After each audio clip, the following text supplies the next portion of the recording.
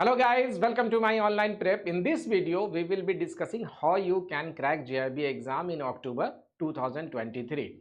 So if you are going to appear this exam in October 2023 in a very first time, or you have already attempted exam multiple times previously, then this video is going to be very helpful for all of you. So watch till the end. I'll discuss lot of things: syllabus, pattern, exam type, question types, and lot of tips and techniques of how to crack JIB exam in very first attempt. So the very first technique or tips is that if you are new to this channel, आप अभी subscribe कर लो कि ये पहला tips है। Subscribe करने के बाद आपको बहुत सारे टेक्निक्स टिप्स मिलेंगे हमारे चैनल के थ्रू। तो आप stay connected with the channel. तो आप सब्सक्राइब करो, सबसे पहला टिप्स तो यही है। और चलिए फिर इसके बाद के जो टिप्स हैं और ट्रिक्स हैं वो हम लोग वीडियो में डिस्कस करते हैं। तो पहले हम लोग डिस्कस करते हैं सिलेबस से, क्योंकि अगर आप न्यू हैं और आपने अभी तक सिलेबस नहीं जाना है तो सबसे पहला जो है वो आप सिलेबस समझ लो। Let's start. देखो, जेआईबी का जो पैटर्न है वो मई 2023 के बाद से चेंज हो गया। अभी जो हाल में एग्ज़ाम हुआ मई 2023 में, वो 4 पेपर में एग्ज़ाम हुआ। पहले जो एग्ज़ाम होते थे वो 3 पेपर्स में हुआ करते थे, लेकिन अभी जो न्यू सिलेबस है उसमें 4 पेपर्स हैं। जेआईबी के एग्ज़ाम को पास करने के लिए आपको 4 पेपर में पास करने होंगे। तो इसमें जो पेपर हैं, इसमें है एक जो फर्स्ट पेपर है वो Indian economy and Indian financial system, इसको शॉर्ट में बोलते हैं आईई एंड आईएफएस। दूसरा पेपर है principle and practices of banking, this is second paper, इसको शॉर्ट में बोलते हैं हम लोग पीपीबी। थर्ड वन है accounting and financial management for banker, इसको शॉर्ट में हम लोग बोलते हैं एएफएम। ये थर्ड पेपर है। और जो लास्ट पेपर है वो है retail banking and wealth management, इसको शॉर्ट में हम लोग बोलते हैं RBWM। तो ये 4 पेपर हैं जेआईबी के सिलेबस में जो आपको पढ़ने और पास करने हैं। अब आगे देखते हैं कि इसमें बहुत सारी चीज़ें हैं जो आपको जानने हैं एग्जामिनेशन के प्रिपरेशन से पहले। तो सबसे पहले आप समझ लीजिए कि ये जो पेपर है, एक पर्टिकुलर पेपर अगर बात करें, this is first one, this is second one, and this is third one, and this is fourth one. ये सारे पेपर को ना 4 पार्ट में कैटेगराइज किया गया है मॉड्यूल में। इसमें मॉड्यूल में 4 मॉड्यूल में डिवाइड किया गया एक पर्टिकुलर पेपर को, module A, module B, module C और मॉड्यूल डी। ये चारों पेपर को कैटेगराइज किया गया है किसमें? 4 मॉड्यूल में, ये सारे पेपर। तो इसमें जो कंटेंट हैं वो अलग अलग सेगमेंट के, बैंकिंग से रिलेटेड, बैंकिंग के कॉन्टेक्स्ट में जो कंटेंट है वो अलग अलग सेगमेंट में मॉड्यूल वाइज दिए हुए हैं जो आपको सारे को पढ़ने हैं। ठीक है, इसमें 4 मॉड्यूल्स हैं। मार्क्स पहले एग्जाम में 120 क्वेश्चंस आते थे, 100 मार्क्स के आते थे, बट अभी मई 2023 के बाद से क्वेश्चन जो मार्क्स है वो 100 मार्क्स है। सेम 100 मार्क्स के क्वेश्चन होंगे, और एक क्वेश्चन जो है, one question, every question will carry the same mark, that is 1 mark, right.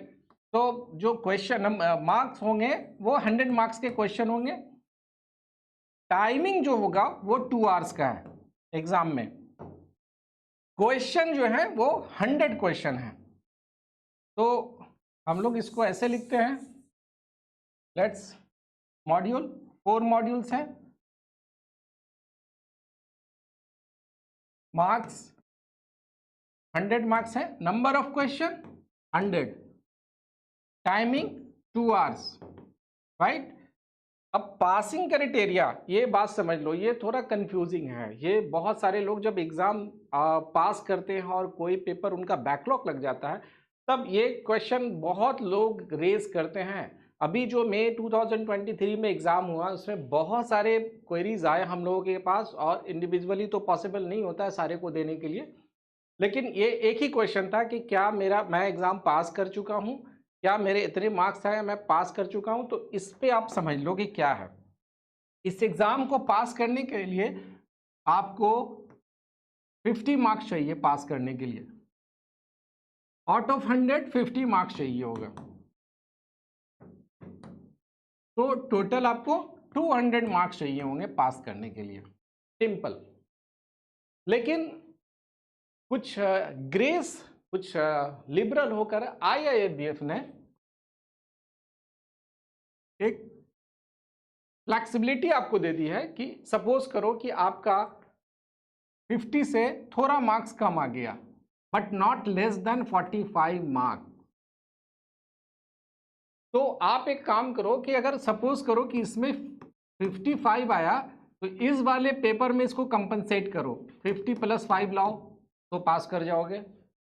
अगर सपोज करो कि इसमें नहीं ला पाए, तो तुम एक काम करो भाई, इसमें ले आओ 50 + 5, इसको कंपनसेट करना। एग्रीगेट आपका 200 आना चाहिए चारों पेपर में, ठीक है। But minimum 45 in each paper, इससे नीचे जाएगा तो वो आपका क्लियर नहीं होगा, आपको वापस से एग्जाम देना होगा।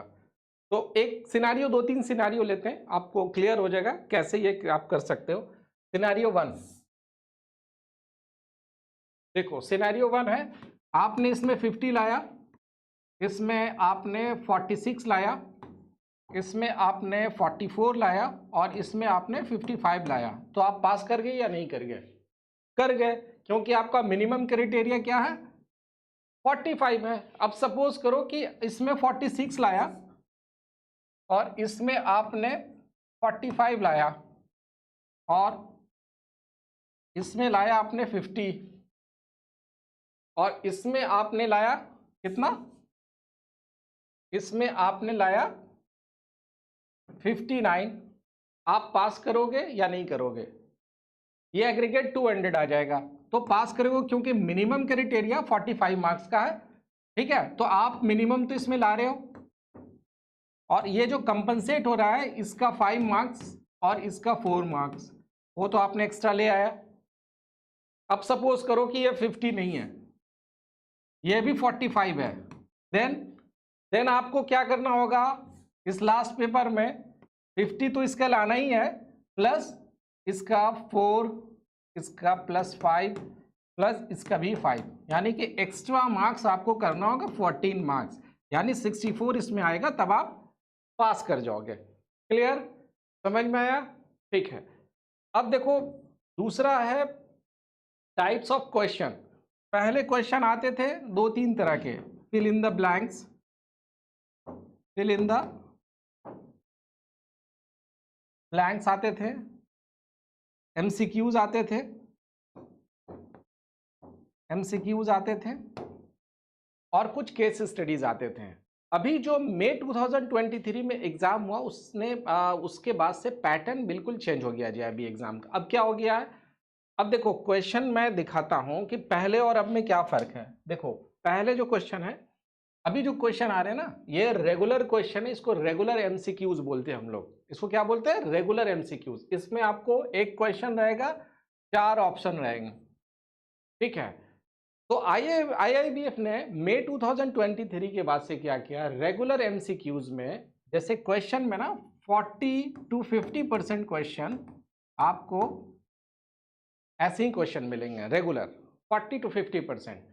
इसमें एक ऑप्शन इन्होंने ऐसे बढ़ा दिया है कि select the most appropriate answer among from the given option. ये हर क्वेश्चन में मिलेगा आपको, ठीक है।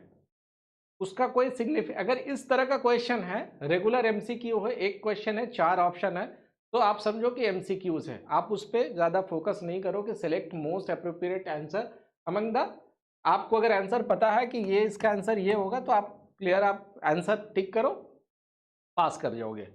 लेकिन एक पैटर्न इन्होंने जो न्यूली इंट्रोड्यूस किया है वो ये है, आपको 4 ऑप्शन तो मिलते, इसमें मल्टीपल सिलेक्शन का ऑप्शन है। तो this question is called MCQs with multiple selection. तो अभी क्या है कि अगर ये एक क्वेश्चन है कि non banking financial companies NBFC primarily deal with normal question, इसमें क्या है कि ऑप्शन दिया गया 1, 2, 3, इसमें से आपको चूज करना है, सेलेक्ट करना है कौन कौन सा ऑप्शन करेक्ट है।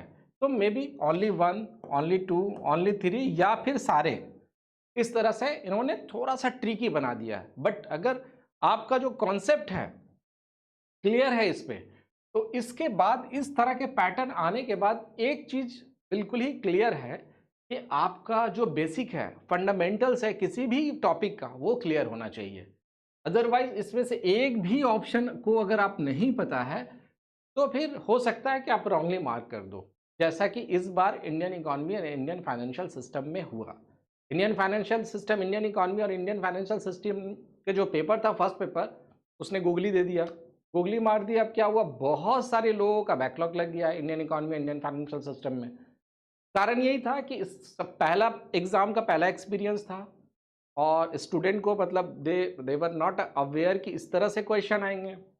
तो क्वेश्चन जब आए तो उनको थोड़ा ट्रिकी लगा कि ये क्वेश्चन जो था मॉडरेट टू डिफ़िकल्ट था। मॉडरेट भी कुछ क्वेश्चन थे, कुछ डिफ़िकल्ट भी थे, बाकी सारे पेपर जो थे वो इजी थे, इजी टू मॉडरेट थे, ऐसे थे, कुछ डिफ़िकल्ट क्वेश्चन भी थे। बट उसमें 50 मार्क्स लाना आसान था। इंडियन इकॉनमी में IE एंड IFS में ये थोड़ा ट्रिकी हो गया, क्योंकि पेपर नया, कॉन्सेप्ट नया, JIB के एग्ज़ाम के प्रिपरेशन के पॉइंट ऑफ व्यू से ये नया था, बैंकर्स को नहीं पता था। तो ये प्रॉब्लम इनके साथ हुआ। तो आप प्रिपरेशन जब कर रहे हो ना, तो इस बात का ख्याल रखोगे, खास करके इस पेपर में आपका बेसिक, आपका फंडामेंटल बिल्कुल ही क्लियर होना चाहिए। ऐसा नहीं है कि आप सिर्फ मेन पॉइंट पढ़ रहे हो, नहीं। क्वेश्चन अगर इस तरह से आ जाएगा तो आप फिर आपका बैकलॉग लग सकता है। क्लियर हो गया? क्वेश्चन का पैटर्न समझ गया किस तरह से क्वेश्चन आएंगे। अब आते हैं हम लोग सिलेबस में। ये देखो सिलेबस क्या है। 4 पेपर, मैंने कहा कि 4 पेपर आते हैं, ठीक है। अब ये जो Indian economy, Indian financial system है, IE IFS, इसमें 4 मॉड्यूल है। ये मॉड्यूल A, इस मॉड्यूल A में आपको टोटल 11 चैप्टर्स पढ़ने हैं, जो बेसिकली क्या है, इंडियन इकोनॉमी आर्किटेक्चर है। इससे रिलेटेड टॉपिक्स हैं जो आपको पढ़ने हैं, 11 टॉपिक्स, ठीक है। अब मॉड्यूल B में इकोनॉमिक्स कॉन्सेप्ट को पढ़ना है, जो बैंकिंग से रिलेटेड है, वो पढ़ने हैं। तो इसमें जो टोटल चैप्टर्स हैं वो टोटल 7 चैप्टर्स हैं जो इसमें पढ़ने हैं। तो module A plus B, Indian economy, Indian financial system का, ये किससे रिलेटेड है, इकोनॉमिक्स से रिलेटेड है।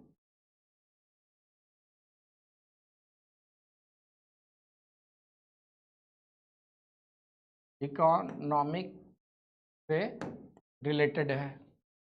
और इसके जो बाद के मॉड्यूल है, module B and module C, module B and module C, ये C एंड D, ये बैंकिंग के प्रोडक्ट और बैंकिंग से और इंडियन फाइनेंशियल आर्किटेक्चर से रिलेटेड है। तो module A, module B Indian economics और इंडियन इकोनॉमिक्स कॉन्सेप्ट से रिलेटेड है। पूरे जो मॉड्यूल A और B है वो इकोनॉमिक्स से रिलेटेड है। B और C क्या है, इंडियन फाइनेंशियल सिस्टम है। इसमें जो चैप्टर हैं, इसमें टोटल 9 चैप्टर हैं मॉड्यूल C में, और मॉड्यूल D में 17 चैप्टर हैं। तो टोटल जो चैप्टर हैं कितने हैं, 45 चैप्टर है जो इंडियन इकोनॉमी और इंडियन फाइनेंशियल सिस्टम में आपको पढ़ने हैं। 45 चैप्टर्स पढ़ने हैं।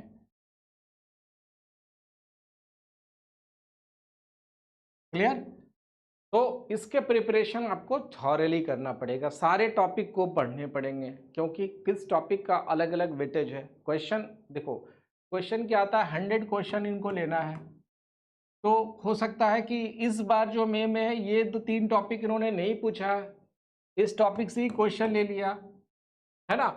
एक टॉपिक से 2 क्वेश्चन ले लिया। जो बड़े टॉपिक है, जैसे सपोज करो कि ये जो टॉपिक है ये छोटे टॉपिक है, क्या है, ये छोटे से स्मॉल टॉपिक है, ये स्टार्ट हो रहा है 10 पेजेस हैं, ठीक है, 10 पेजेस के टॉपिक है, तो इससे एक क्वेश्चन में भी पूछा जा सकता है। लेकिन जो बड़े टॉपिक हैं, जिन पे ज़्यादा कंटेंट है, ज़्यादा टॉपिक्स पढ़ने हैं, उनसे हो सकता है कि 2 क्वेश्चन आ सकता है।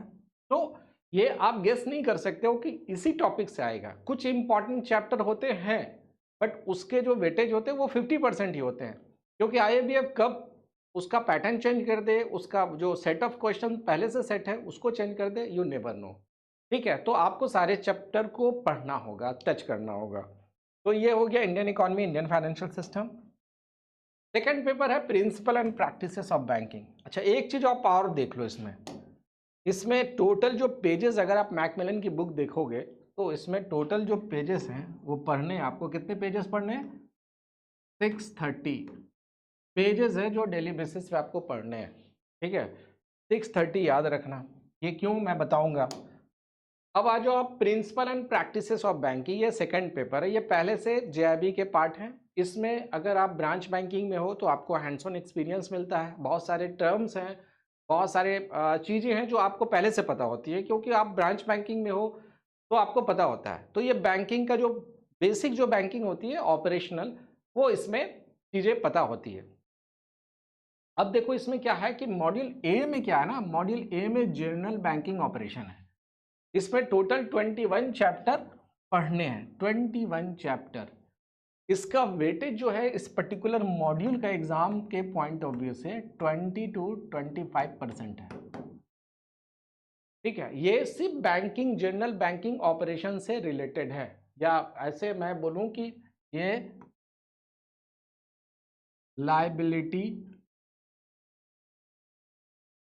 लाइबिलिटी से रिलेटेड है, बैंकिंग लाइबिलिटी प्रोडक्ट से रिलेटेड है। अब जो दूसरा मॉड्यूल है वो जनरल ऑपरेशन है, फंक्शन ऑफ बैंक है। ये फंक्शन ऑफ बैंक्स में क्या है, ये ज्यादातर इसमें आपको मिलेंगे क्या, एसेट्स प्रोडक्ट, एसेट्स प्रोडक्ट।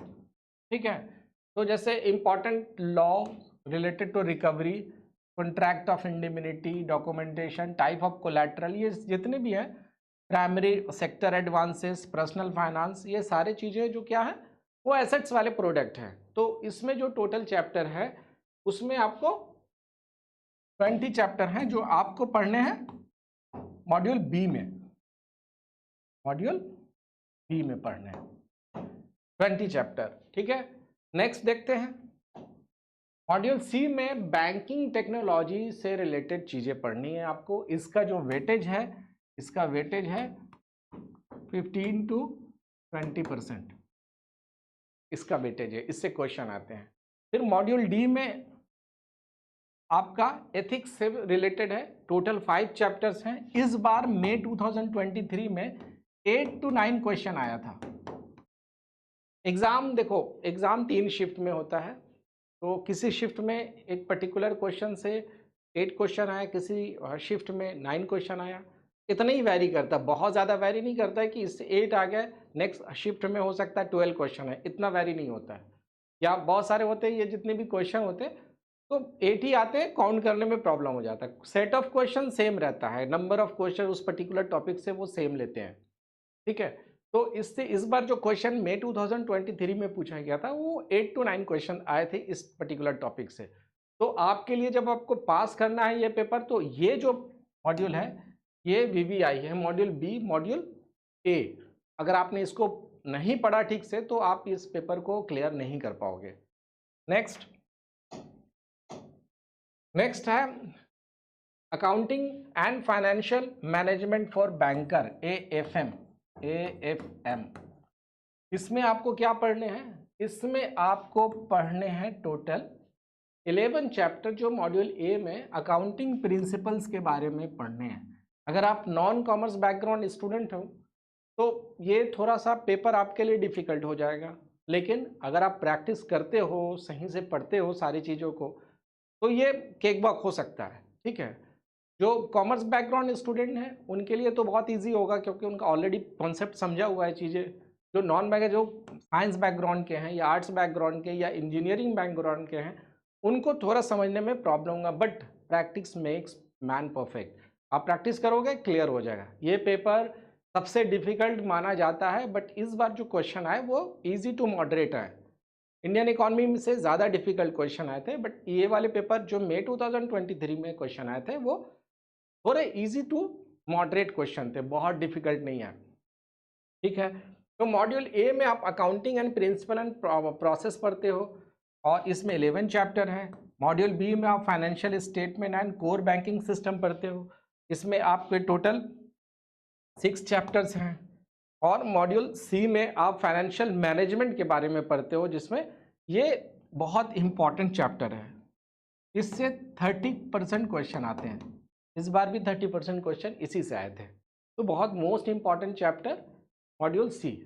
सारे कैलकुलेशन इसमें जो मैथमेटिकल कैलकुलेशन या अकाउंटिंग कैलकुलेशन वाले क्वेश्चन इस टॉपिक में हैं। लाइक आपका रेशियो एनालिसिस, आपका calculation of interest and annuities, calculation of YTM, foreign exchange arithmetic, ये सारे जो हैं ये बिजनेस मैथमेटिक्स से रिलेटेड क्वेश्चन हैं। ठीक है। नेक्स्ट है मॉड्यूल सी में के बाद मॉड्यूल डी है taxation and fundamental of costing. ये नया मॉड्यूल इंसर्ट किया गया है, डाला गया है, इसमें ऐड किया गया है। इसमें कॉस्ट अकाउंटिंग के बारे में पढ़ते हैं। तो costing method, standard costing, marginal costing, budget and budgetary control के बारे में पढ़ते हैं। और इस बार इन्होंने GST को भी ऐड किया है, इनकम टैक्स GST भी आपको पढ़ने हैं। तो ये मॉड्यूल डी है। इसमें इस बार जो क्वेश्चन आए थे वो 15 to 20% क्वेश्चन इसी से आए थे। क्लियर। नेक्स्ट, अच्छा लास्ट जो रिटेल बैंकिंग है, ये जो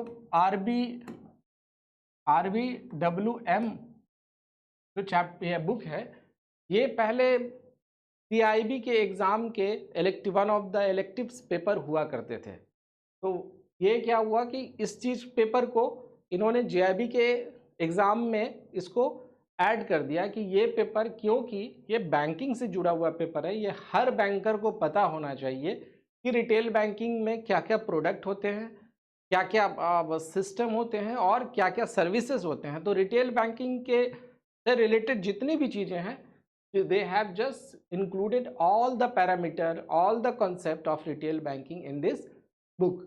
So in order to pass this particular paper, you have to secure 50 marks. And in module A, इसमें 4 चैप्टर हैं जो आपको पढ़ने हैं, जो रिटेल बैंकिंग के बारे में बताता है।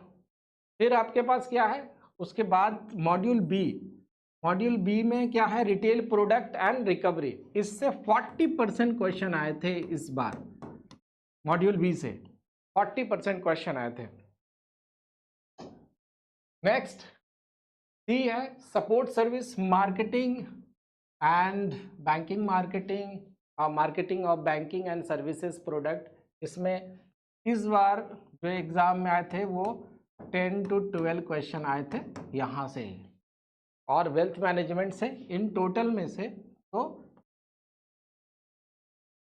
10 to 12 क्वेश्चन इससे भी आए थे। ठीक है। तो ज़्यादातर क्वेश्चन आपके मॉड्यूल बी से और मॉड्यूल ए से आए थे, इससे इतने ही क्वेश्चन आए थे। ठीक है। इसमें एक चीज़ और है, इन्होंने एडिशनल दिया है। ये कोई मॉड्यूल नहीं है, बट एडिशनल मटेरियल है। किसके लिए? होम लोन के लिए, जिसमें आप lenders appraisal procedure, housing finance, tax planning, mortgage advice, valuation of real property के बारे में पढ़ते हो। ये एडिशनल मटेरियल है ताकि आपको कॉन्सेप्ट पता चले। क्वेश्चन इससे भी आते हैं। ठीक है। तो ये सारे थे कि सिलेबस हो गए, कि अब क्या है कि सिलेबस तो समझ में आ गया कि 4 पेपर होते हैं, 4 मॉड्यूल होते हैं एक पेपर के, कितने नंबर ऑफ क्वेश्चन। एक चीज़ मैंने आपको बताया था शुरू में कि देखिए इसमें नंबर ऑफ पेजेस जो पढ़ने आपको 630 आपको पहले वाले पेज में पढ़ने थे, जो कहा था मैंने Indian economy, Indian financial system में। इसमें आपको 630 इसमें भी पढ़ने हैं अप्रॉक्सीमेटली। फिर आ जाओ आप इसमें 630 इसमें भी आसपास पढ़ने हैं, और उसमें 950 तक कुछ पढ़ने हैं। देखो 950 तक इसमें पढ़ने हैं पेजेस, 950। मैं ये क्यों बोल रहा हूँ, इसमें भी एक चीज़ें हैं जो आपको कंसीडर करना होगा जब आप प्रिपरेशन करते हो। तो आप जब ये टोटल को जब काउंट करोगे नंबर ऑफ पेजेस, तो टोटल नंबर ऑफ पेजेस कितने हो जाएंगे? अप्रॉक्सीमेटली इतने पेपर हो जाएंगे, और आपको इतने पेजेस पढ़ने हैं। तो आपकी जो पढ़ने की जो कैपेसिटी होगी पर डे की, वो कितनी होनी चाहिए, और कितने दिन में आप सिलेबस ख़त्म कर सकते हो? इसको भी कंसीडर करना होगा कि इतने नंबर ऑफ पेजेस हैं, कंटेंट हैं जो सबको आपको पढ़ने हैं। तो अगर आप सबको कवर करना चाहते हो तो आपको मान के चलो कि अगर 100 डेज भी लेते हो पढ़ने के लिए तो 25 पेपर आपको पेजेस ईच पढ़ने होंगे पर डे। अगर आप पढ़ते स्पीड में हो, एक एक पर्टिकुलर पेज का कंटेंट अगर आप 10 मिनट्स में पढ़ लेते हो तो आपको 3 से 4 घंटे डेली देने होंगे, 100 डेज तक सारे सिलेबस कवर हो जाएंगे। ठीक है, बट इसमें भी टेक्निक है। अब आ जाओ आप एक हाउ टू स्टार्ट। सबसे पहला क्वेश्चन है कि अगर आप फर्स्ट टाइम दे रहे हो या फिर आपने पहले से भी एग्जाम को या प्रिपरेशन कर रहे हो, क्लियर नहीं हुआ पेपर, स्टार्ट कैसे करूं वो नहीं समझ में, किस पेपर को सबसे पहले अप्रोच करूं, क्या पढूं पहले। देखो, सबसे पहले मैं ये कहूँगा कि अगर आप फर्स्ट टाइम एग्जाम दे रहे हो तो सबसे पहले प्रीवियस ईयर क्वेश्चन है आपके पास, आप उसको रेफर करो। ये प्रीवियस ईयर क्वेश्चन सॉल्व करो सबसे पहले अगर आप प्रिपरेशन करना चाहते हो। तो पहले पैटर्न समझ लो कि क्वेश्चन आते कैसे हैं। तो एक बार क्वेश्चन आप एग्ज़ाम उस पर प्रीवियस ईयर क्वेश्चन का पेपर दो, उसमें देखो कि कहाँ कहाँ आपको लग रहा है कि आपको ज़्यादा मेहनत करने की ज़रूरत है। तो ये प्रीवियस ईयर क्वेश्चन है, ये मिलेगा कहाँ? क्वेश्चन तो बहुत अच्छा है, ये मिलेगा कहाँ? देखो, प्रीवियस ईयर क्वेश्चन आपको माई ऑनलाइन प्रेप के साइट पे मिल जाएगा, फ्रीली अवेलेबल है, आप डाउनलोड भी कर सकते हो और अटेम्प्ट भी कर सकते हो। देखो, यहाँ पे आप जाओगे, यहाँ पे जा करके आप इसको इजीली डाउनलोड कर सकते हो। ये पीडीएफ होगा, जितने क्वेश्चन है इसको डाउनलोड कर लो। और एक काम ये भी कर सकते हो कि अगर आप इसको डाउनलोड करके अटेम्प्ट करना चाहो तो आप इसको अटेम्प्ट भी कर सकते हो। यहाँ लॉगिन करने के बाद फ्री क्विज में आपको प्रीवियस ईयर पेपर में 2023 भी मिलेगा। और ये सारे पेपर को 100 क्वेश्चन है, आप इसको अटेम्प्ट कर करके एनालाइज भी कर सकते हो। तो इसमें आपको एक्सप्लेनेशन भी मिलेगा और सेगमेंट भी मिलेगा, कौन से सेगमेंट से क्वेश्चन आया। तो आप इसको अटेम्प्ट भी कर सकते हो और एनालाइज भी कर सकते हो। इसका क्वेश्चन का डिस्क्रिप्शन लिंक, मैं ये लिंक जो है इस पर्टिकुलर साइट का जहाँ पर है अवेलेबल, उसका मैं डिस्क्रिप्शन लिंक में दे रहा हूँ। आप वहाँ से डाउनलोड भी कर सकते हो साइट से और उसको अटेम्प्ट भी कर सकते हो। तो प्रीवियस ईयर क्वेश्चन आपको पहले आपको अटेम्प्ट करना है प्रिपरेशन से पहले। दूसरा, आपको अभी से ये सोचने होंगे कि आप डेली बेसिस पे कितना टाइम दे सकते हो जेआईबी के प्रिपरेशन के लिए। क्योंकि अगर आप ये सोच रहे हो, देखो मेरे हिसाब से, मेरे खुद के एक्सपीरियंस के हिसाब से स्टूडेंट तीन तरह के होते हैं। एक जो रजिस्ट्रेशन से पहले से प्रिपरेशन करते हैं, एक जब रजिस्ट्रेशन होता है उसके बाद प्रिपरेशन करते हैं, तीसरे वाले बड़ा ख़ास हैं इसमें, वो बहुत ख़ास कैटेगरी के आदमी हैं। वो क्या करते हैं, एग्ज़ाम के एक वीक बैठते हैं, बहुत सारे वेबसाइट का मैराथन वगैरह देखते हैं और कोशिश करते हैं पास कर गए। अगर गलती से उन्होंने पास भी कर दिया तो उसको बोलते हैं यार मैंने पास कर दिया, ऐसे ही कर लिया था। लेकिन ये जो टेक्निक है ये रॉन्ग है। वो इसलिए कि अगर आप 2-3 पेपर का आपका बैकलॉग लग गया तो आपका ये सर दर्द वापस से अगले 6 महीने तक रहेगा। और आपका जो नुकसान हुआ, मॉनेटरी लॉस हुआ, वो अलग, आपका इंक्रीमेंट नहीं हुआ और आपका जो टाइम एफर्ट है, मनी है, वो भी गया। तो हमेशा ये बेटर आइडिया है कि रजिस्ट्रेशन से पहले से पढ़ाई शुरू कर दो। तो रूटीन बेस्ड पढ़ाई शुरू होनी चाहिए। आइडियली आपको 3 to 4 आवर्स डेली देनी चाहिए। 3 to 4 आवर्स आप डेली दो। बैंकर हो, ठीक है, आपके पास टाइम नहीं है तो वर्क लाइफ बैलेंस आपको बना करके एग्जाम, अगर आप जेआईबी का प्रिपरेशन कर रहे हो तो इसके लिए आपको टाइम देना पड़ेगा डेली बेसिस पे। अब डेली बेसिस पे कौन सा पेपर पढ़े, क्या पढ़ें? पहले इंडियन इकॉनमी शुरू करें या फिर अकाउंटिंग पेपर शुरू करें या प्रिंसिपल शुरू करें? देखो, ये स्ट्रैटेजी है। टोटल मैंने आपको बता दिया कि 2500 पेजेस पढ़ने हैं। बिना स्ट्रैटेजी के आप क्रैक नहीं कर सकते हो। तो एक प्रॉपर, एक राइट अप्रोच के साथ, प्रॉपर गाइडलाइन के साथ आप इसको क्रैक कर सकते हो। तो पहले जो पेपर है, देखो ये एक स्टडी प्लान चाहिए। तो गुड न्यूज़ ये है कि माई ऑनलाइन प्रेप के पास ये फ्रीली अवेलेबल है। आपका कौन सा, आपका ये देखो फ्रीली अवेलेबल है, study plan, day wise study plan, 14 weeks study plan है। आप इसको डाउनलोड कर सकते हो और अपने प्रिपरेशन को शुरू कर सकते हो। तो इसमें इन्होंने बताया है कि पहले कौन सा चैप्टर आपको पढ़ना है, डे 1 से आपको स्टार्ट करना है और डे से लेकर के 14 वीक तक ये आपको क्या क्या पढ़ना है। इसमें वो सारे चीज़ को एनालाइज करके दिया गया, कौन सा चैप्टर है जो आप एक दिन में कवर कर सकते हो, कौन सा चैप्टर है जिसमें आपको ज़्यादा टाइम चाहिए होगा। ये सारे प्रोज एंड कॉन्स लगा करके डिटेल्स में एक्सपर्ट्स ने रिसर्च करके ये स्टडी प्लान दिया है, जो पहले भी देते आ रहे हैं। ये नए एग्ज़ाम के पैटर्न के बाद से ये फर्स्ट टाइम है जिसमें स्टडी प्लान दिया गया है। तो इसको आप ज़रूर डाउनलोड करो और इसको फॉलो करो। इसको फॉलो करने से कभी भी आपको फायर फाइटिंग वाले सिचुएशन नहीं आएंगे और एग्ज़ाम आपका क्रैक आसानी से हो जाएगा और आप पूरी तरह से सिलेबस को भी कवर कर पाओगे। तो आप वेबसाइट पे जाना, इसका भी डिस्क्रिप्शन लिंक में मैं डिस्क्रिप्शन में लिंक दे दूंगा, आप वहाँ से डाउनलोड कर सकते हो। ये फ्रीली अवेलेबल है, ठीक है। तो इसमें आपको बहुत सारी चीज़ें मिलेंगी।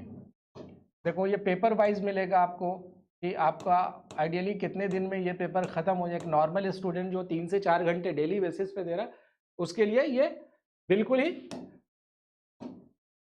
इम्पॉर्टेंट है प्रिपरेशन के लिए। तो ये स्टडी प्लान आप डाउनलोड कर लो और प्रिपरेशन शुरू कर दो, ठीक है।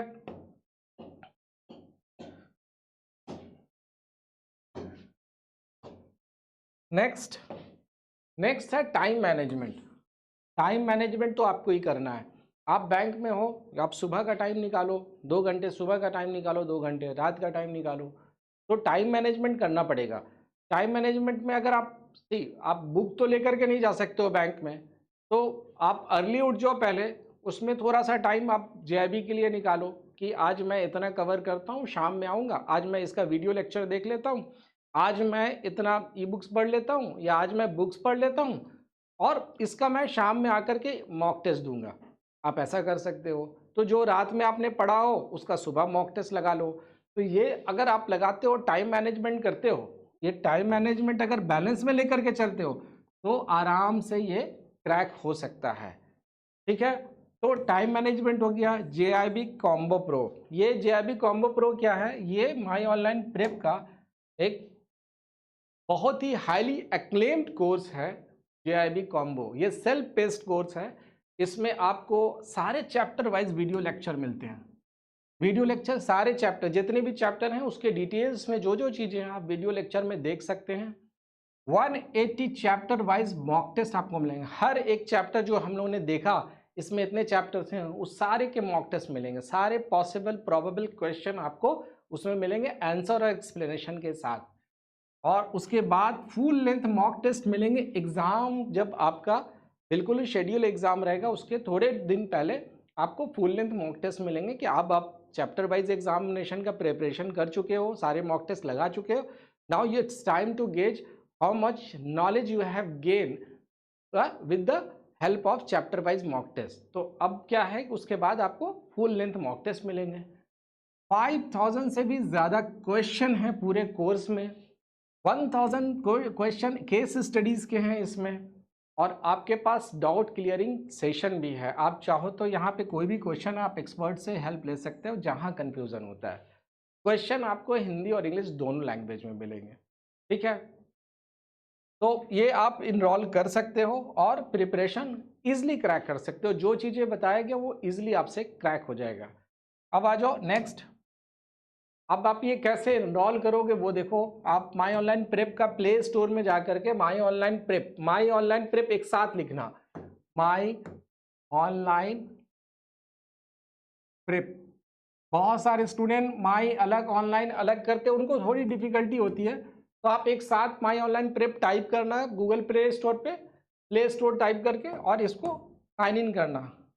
उसके बाद आपको ये होम पेज पे मिलेगा और आप जेआईबी कॉम्बो प्रो पे जाओ और इसको आप परचेज कर लो। अभी आपको 20% डिस्काउंट भी है इसमें, आप पूरे कोर्स में आप ले सकते हो। वैलिडिटी 1 ईयर है। तो ये चीज़ें थी हम लोगों की how to crack JAIIB exam in October 2023। और इसके बाद भी बहुत सारी वीडियोस बने हैं, आप देख लीजिए। चैप्टर वाइज भी वीडियोस हैं, बहुत सारे एमसीक्यूज़ हैं। आप चैनल पे बने रहें हमेशा कुछ ना कुछ नई चीज़ें लेकर के हम लोग आते हैं। और ये जो वीडियो पे हम लोगों ने जो tips and tricks techniques discuss किया, आप उसको फॉलो करें। यकीन जानिए जितने भी अभी तक माई ऑनलाइन प्रेप से जो स्टूडेंट ने क्रैक किया है, वो इसी मेथड से किए हैं और ये सबसे आसान मेथड है। आपके पास बहुत सारे लोग रहेंगे, बहुत सारे ज्ञान देंगे, बट देखो सबसे ईज़िली जो चीज़ है जिसमें आप खुद से डिसाइड कर रहे हो, if you are travelling you can study, if you are waiting at a doctor place you can study. आपके पास ऐप है, आप निकालो, मॉक टेस्ट दे दो, आप चैप्टर वाइज वीडियो लेक्चर देख लो। आप एयरपोर्ट पे हो तो आप कर सकते हो, तो आपकी पढ़ाई कभी नहीं छूटेगी, आप अपने हाथ में ही आपकी है। तो आप जब चाहो तब पढ़ सकते हो। तो आप टाइम मैनेजमेंट, अब सपोज करो कि सैटरडे संडे आप कहीं इंगेज थे, अगर कोई क्लास नहीं मिस किया, आपके पास है, आप चाहो तो जहाँ पे चाहो आप देख सकते हो। तो आप ये सारे चीज़ को फॉलो करो, प्रीवियस ईयर क्वेश्चन को सॉल्व करो, स्टडी प्लान को फॉलो करो और जितनी भी बताई हुई चीज़ें उसको फॉलो करो। ये पेपर आराम से हम लोग जेईई को क्रैक कर सकते हैं अक्टूबर 2020। तो आई होप कि ये वीडियो आपको पसंद आया होगा। अगर कोई क्वेरी है आपके पास जिसमें आपको कुछ जानना है जेईई के बारे में, आप कमेंट सेक्शन में जा कर के कमेंट कर सकते हैं। तो विल ट्राई आवर बेस्ट कि we will address each and every query of yours, right. तो thank you, all the best for your JEE exam for October 2023।